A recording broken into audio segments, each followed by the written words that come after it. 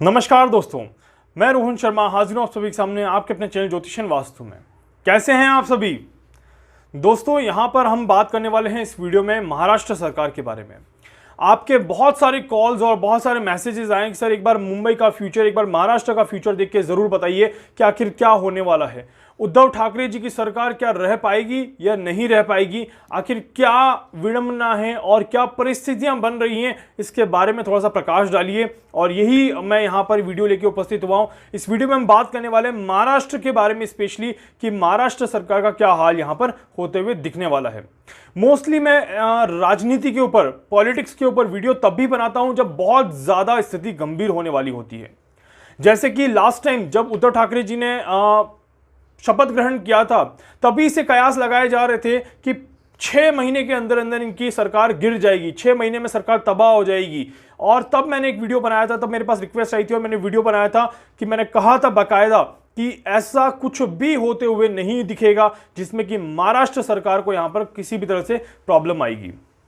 बीच में जब सत्ता परिवर्तन हुआ था तब भी मैंने वीडियो बनाया था कि कुछ भी हो जाए बट उद्धव ठाकरे जी वापस आएंगे और यहां पर उद्धव ठाकरे जी ही सीएम बनेंगे, इसके पूरे चांसेस में शुरू से, इलेक्शन होने के पहले से मैंने वीडियोस डाल दिया था कि इस इलेक्शन के विजेता उद्धव ठाकरे जी ही रहेंगे।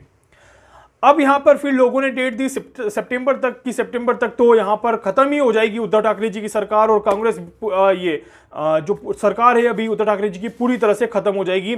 तब भी मैंने कहा था कि सितंबर तक यहां पर कोई भी परिस्थिति ऐसी नहीं बन रही है जिसमें कि यहां पर उद्धव ठाकरे जी की सरकार को कोई नुकसान होगा। हालांकि परिस्थितियां ऐसी बनेंगी, माहौल ऐसा बनेगा, परंतु इस सरकार को नुकसान नहीं होगा। और वैसा ही देखिए अभी यहां पर होते हुए भी हम देख रहे हैं। केस कौन सा है, परिस्थिति कहां से जा रही है और किस तरह से सरकार पर हमला बोला जा रहा है, अगर आप प्रैक्टिकली उसे समझने की कोशिश करेंगे तो यहां पर आपको काफी सारी चीजें जो है वो समझने और देखने को मिलेगी।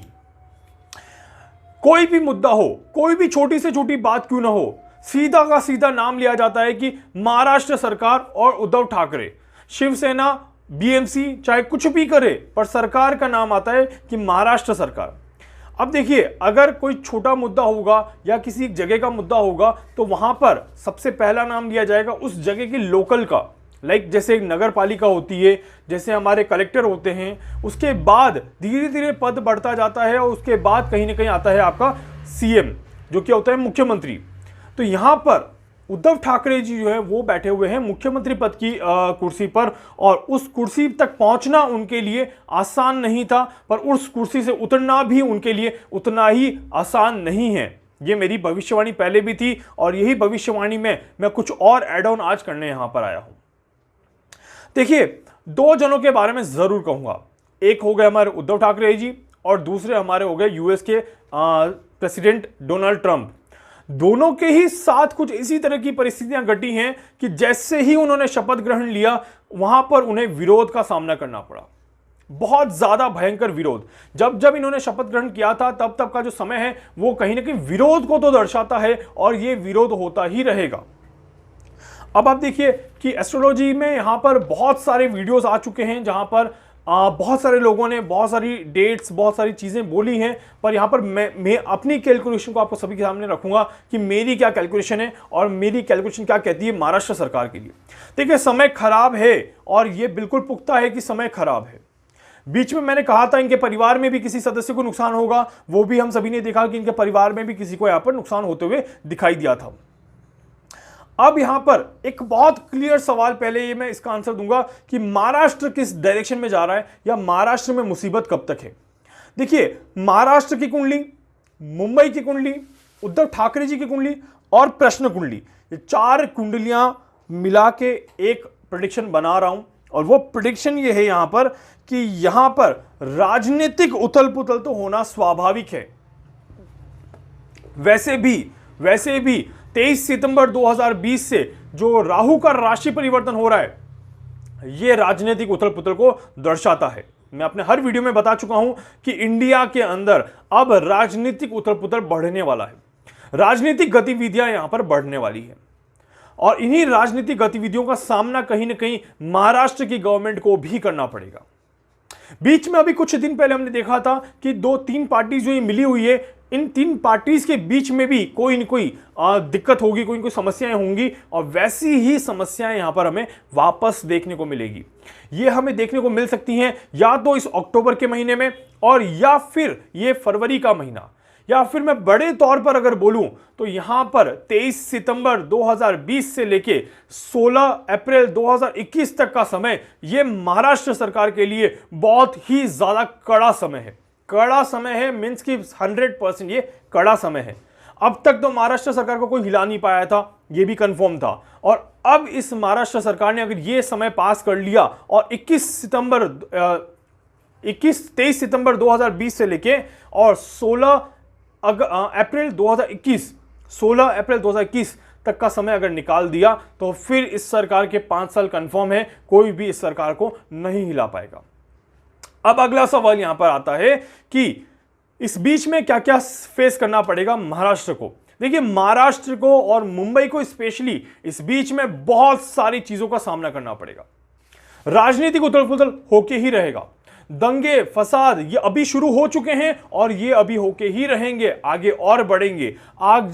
आग लगेगी, विस्फोट होंगे या फिर एक जनमानस को परेशानी होगी। ऐसी परिस्थितियां महाराष्ट्र में दिखाई देती हैं और ऐसी परिस्थितियां महाराष्ट्र में आगे होके ही रहेगी। विरोध प्रदर्शन भी महाराष्ट्र में होगा। जैसे मैंने कहा, राजनीतिक उठापटक चालू हो चुकी है और यह राजनीतिक उठापटक जैसे जैसे 23 सितंबर का दिन क्रॉस होगा उसके बाद यहां पर राजनीतिक उठापटक बढ़ने लग जाएगी। कोई भी मुद्दा छोटी सी पिन भी करी तो महाराष्ट्र सरकार हर एक पॉइंट पे महाराष्ट्र सरकार को निशाना बनाया जाएगा और पूरी की पूरी कोशिश करी जाएगी कि सरकार को गिरा दिया जाए। अगर आप तो मतलब इतना सा मान लीजिए कि कुछ भी हुआ नहीं, महाराष्ट्र सरकार का नाम आना ही आना है। आप गाड़ी चला रहे हैं, आपकी गाड़ी का टायर पंचर हो गया, आप बोलेंगे कि महाराष्ट्र सरकार ने किया है। इस हद तक की स्थिति यहां पर बनने लग जाएगी। ये फैक्ट है। इतना इस सरकार को दबाव में डाल दिया जाएगा, इतना इस सरकार के ऊपर प्रेशर बना दिया जाएगा कि सरकार का अपने अंदर से दम घुटने की स्थिति जैसी होती है वैसी होने लग जाएगी। और यहां पर देखिए फाइट किस तरह से चल रही है। महाराष्ट्र सरकार के साथ साथ क्या क्या जुड़ा हुआ है। अभी करंट अगर सिनेरियो को ले हम यहां पर, तो क्या क्या चीजें जुड़ी हुई है, किस तरह से ये महाराष्ट्र सरकार के साथ आगे जा रहा है समय। यहां पर जो समय चल रहा है, सबसे पहले सुशांत सिंह राजपूत की हत्या या आत्महत्या का केस, साथ में रिया का जो इंसिडेंट हुआ था या फिर उनका जो ड्रग्स का जो मामला सामने आया था, उसमें भी देखिए सुशांत सिंह का पूरा केस का नाम आ रहा है महाराष्ट्र सरकार। रिया के जो ड्रग्स का एंगल देखा जा रहा है उसका भी सामना, उसके भी साथ में चीजें नाम जुड़ रहा है महाराष्ट्र सरकार। अब उस केस में जो नया एंगल निकल के आया और उस केस के अंदर कंगना रनावत ने जो अपनी चाल चली या जो अपना काम किया, उसके पीछे भी जो नाम आ रहा है वो आ रहा है महाराष्ट्र सरकार। नाउ यहां पर वन पर्सन वर्सेस महाराष्ट्र सरकार या many multiple incident versus Maharashtra सरकार का गेम चल रहा है।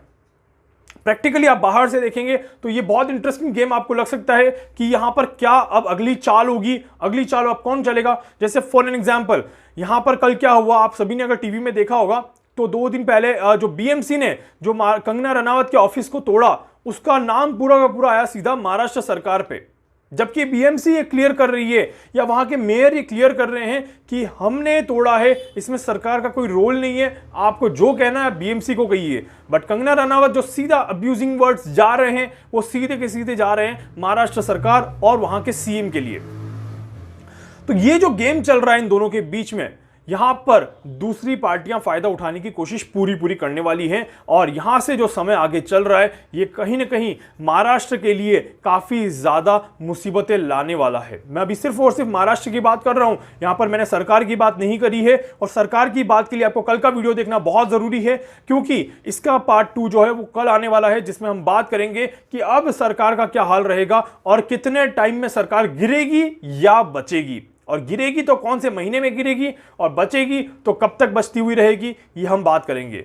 तो इसीलिए इसके लिए आपको नेक्स्ट डे का वीडियो देखना जरूरी है। तो दोस्तों, अभी जो है महाराष्ट्र का हाल खस्ता होने वाला है। महाराष्ट्र के लोगों को अभी और सहना बाकी है। ये नहीं है कि एक तो कोरोना से तो पीड़ित है ही है महाराष्ट्र के लोग, खासकर मुंबई के लोग, पर अभी कहानी बाकी है। अभी महाराष्ट्र में और भी ज्यादा चीजें होनी बाकी हैं। अभी ये नहीं कि समय यहां पर समाप्त हो चुका है और महाराष्ट्र में अब शांति स्थापित हो जाएगी, ऐसी चीजें नहीं दिखाई देती। दोस्तों, वीडियो को प्लीज प्लीज प्लीज लाइक करें, शेयर करें, सब्सक्राइब करें, ज्यादा से ज्यादा लोगों तक पहुंचाएं ताकि ज्यादा से ज्यादा लोग इस वीडियो को देख पाएं। और कल का वीडियो भी जरूर देखिएगा, उसमें होगा महाराष्ट्र के सीएम का खुलासा कि वो कहां तक जा सकते हैं। साथ ही साथ अगर आपको कुछ अपने बारे में जानना है, कुछ पूछना है, कुछ समझना चाहते हैं, कुछ अपनी कुंडली का एनालिसिस करवाना चाहते हैं, आप मुझसे संपर्क कर सकते हैं। मैं पूरी कोशिश करूंगा कि आपकी हर संभव मदद यहां पर कर सकूं। धन्यवाद।